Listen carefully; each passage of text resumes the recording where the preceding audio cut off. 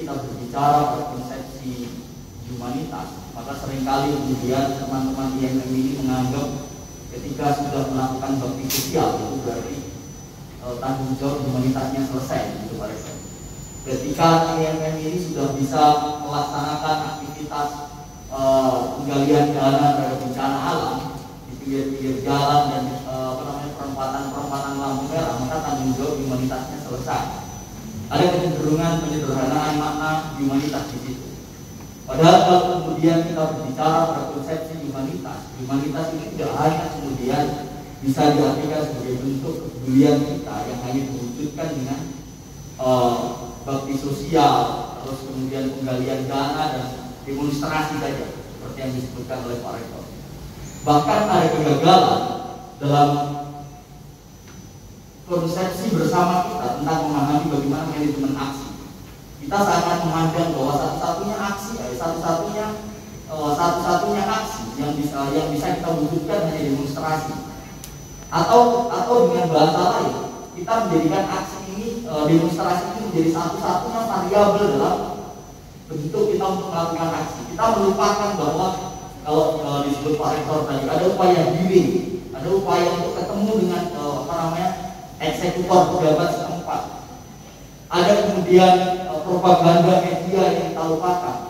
Dan yang paling penting, kalau kemudian kita berbicara pada aspek humanitas, kita melupakan bahwa ada sektor pendampingan dan ada sektor pemberdayaan yang selama ini dilupakan oleh kader-kader IMM. Kalau kemudian kita berbicara pada tatanan realitas konflik baik agraria maupun konflik hukum yang lain, ada berapa persen kehadiran anak-anak IMM di sana? Ada berapa persen kehadiran kader-kader IMM di sana? Kalau kemudian kita berbicara pada aspek pemberdayaan, sejauh mana kemudian kita sudah mampu memberdayakan orang-orang yang membutuhkan pada aspek pemberdayaan ini? Beda kalau kemudian kita berbicara aspek pemberdayaan dan aspek bakti sosial. Bakti sosial sekali kita kayak koboi. Bencana alam datang, kita ngasih bantuan, setelah itu pulang. Tidak ada value yang kemudian kita berikan di sana. Tidak ada nilai yang kemudian kita berikan di sana. Tapi kalau kemudian kita berbicara aspek humanitas dalam perspektif pemberdayaan, maka ada aspek keberlanjutan yang kemudian kita lakukan di situ. Ada aspek jangka panjang yang kita pikirkan. Bagaimana kemudian kita bisa berbuat bagi mereka dan bagaimana caranya mereka bisa berbuat bagi diri mereka sendiri, tidak bergantung pada aspek bantuan orang-orang lain.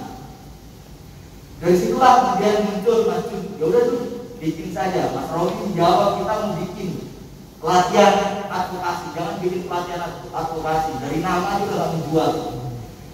Bikin waktu itu KAN, apa itu? Bikin aja pakai madrasah.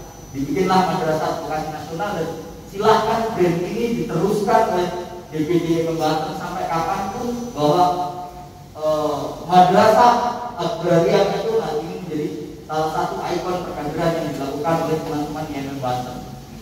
Ini yang kemudian ingin kita wariskan kepada teman-teman semua, teman-teman sekalian yang berbahagia. Kalau kemudian kita membaca surat Al-Ghafir ayat 23-24 tentang kisah Fir'aun, Musa, Qarun dan Haman, kita akan tahu bagaimana realitas kehidupan bernegara kita hari ini. Kalau kemudian kita berbicara cerita Qarun, kita tahu bahwa Qarun adalah orang kaya, sepupu Musa. Dia orang kaya, sepupu Musa. Ketika masih miskin, beliau berdoa kepada Tuhan Musa, Allah pada saat itu, ya Allah, berikanlah harta yang banyak kepada hamba dan akan saya gunakan untuk perjuangan fisabilillah, kata Qarun. Tetapi ketika Qarun diberi kekayaan yang begitu sangat oleh Allah, Qarun ingkar, bahkan cenderung menyebut Musa menjadi seorang yang orang yang kemudian melakukan sihir dan orang yang lihai dalam persoalan-persoalan sihir. Ini yang dilakukan oleh Qarun. Kemudian ada Haman, sosok intelektual, orang yang sangat pintar pada zamannya, orang yang bahkan mungkin pada saat itu para Bani Israel menyebut bahwa kepintaran Haman ini setara dengan apa yang telah dimiliki oleh Musa. Nah, di sisi lain ada sosok yang bernama Samiri, sahabat Musa, sangat dipercaya oleh Musa. Tetapi ketika Musa melakukan perjalanan menghindari konfrontatif dengan Fir'aun untuk menuju ke Kanaan atau tanah yang diperjanjikan oleh Tuhan yang diyakini oleh mereka di Yerusalem, berangkatlah Musa dan berhenti di tengah jalan. Pada saat itu Musa mendapatkan wahyu dari Allah untuk pergi sebentar meninggalkan kaumnya. Ternyata Samiri pada saat itu yang beliau adalah sahabatnya Musa, anak bayi. Jadi kalau kemudian kita bercerita tentang sejarahnya Fir'aun, kita cuma tahu bahwa ada satu-satunya bayi yang tidak dibunuh oleh Fir'aun pada saat itu bernama Musa. Padahal ada satu lagi namanya Samiri. Ketika lahir disembunyikan oleh ibunya di dalam gua, kemudian ditinggal di dalam gua. Beliau diasuh oleh malaikat Jibril. Makanya ketika Musa, Samiri dan rombongan dikawal oleh malaikat Jibril untuk menyeberangi laut, Samiri tahu bahwa yang mengawal Nabi Musa adalah Nabi Jibril.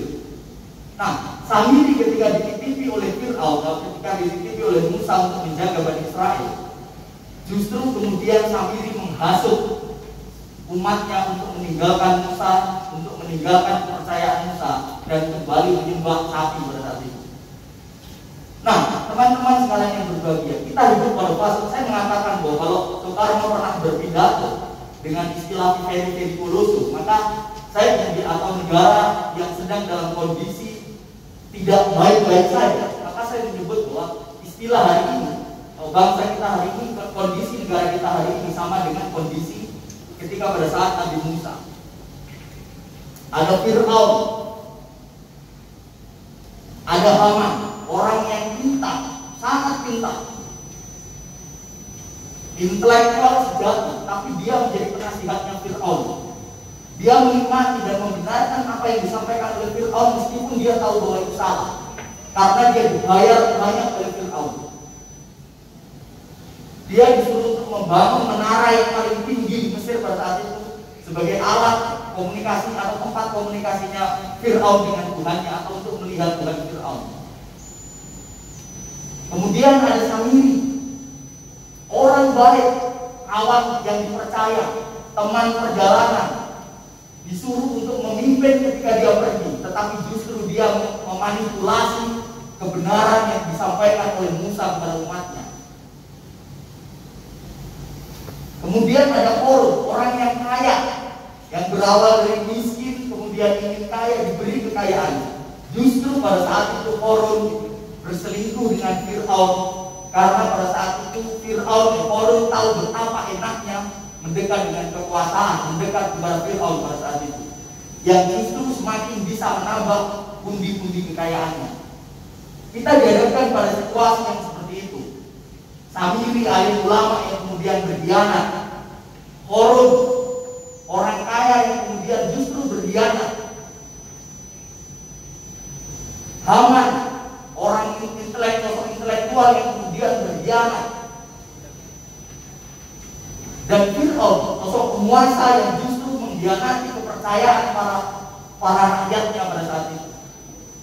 Nah, kita berada pada variabel Musa. Bagaimana kemudian kita merumuskan, bagaimana kemudian kita membuat alur perlawanan yang bagus, bagaimana kemudian kita mampu mengimplementasikan apa yang disebut dengan perintah Tuhan sebagai bentuk perlawanan terhadap kezaliman Fir'aun dan kawan-kawan pada saat itu. Nah, itulah yang kemudian coba kita lihatkan dalam forum hari ini.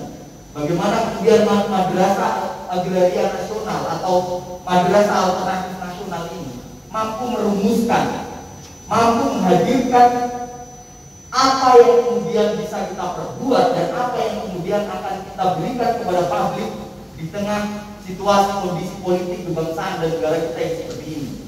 Serba tidak menguntungkan mungkin bagi kita. Seperti yang kemudian tadi sedikit disinggung oleh Pak Rektor. Kita keras sedikit dibilang radikal. Ini menjadi fenomena yang kemudian berada di bangsa dan negara kita. Maka harapan saya tentunya bagi teman-teman sekalian yang berbahagia, forum hari ini, momentum kali ini, kita mampu merumuskan agenda-agenda alternatif. Kita mampu merumuskan program-program alternatif yang bisa kita fungsikan sebagai bentuk kepedulian kita kepada masyarakat, sebagai bentuk kepedulian kita kepada kaum-kaum terapin atau kaum-kaum tertindas. Ini menjadi penting bagi kita. Saya kira persoalan yang panjang ini tidak hanya kemudian berkutat pada perkara-perkara agraria saja, tapi lebih dari itu banyak persoalan-persoalan hukum, banyak persoalan-persoalan sosial, persoalan-persoalan budaya dan persoalan-persoalan ekonomi yang membutuhkan sentuhan dan membutuhkan hadirnya kita di tengah problematika sosial yang kemudian terjadi di masyarakat kita. Barangkali itu yang dapat saya sampaikan, kurang lebihnya mohon maaf yang sebesar-besarnya. Dengan ucapan Bismillahirrahmanirrahim, Madrasah Agraria Nasional dengan tema membangun dan menggagas gerakan alternatif keberpihakan niaga terhadap civil society dengan resmi kami buka. Terima kasih. Saya tutup. Tetap lapar dan tetap bodoh. Billahi fisabilillah. Assalamualaikum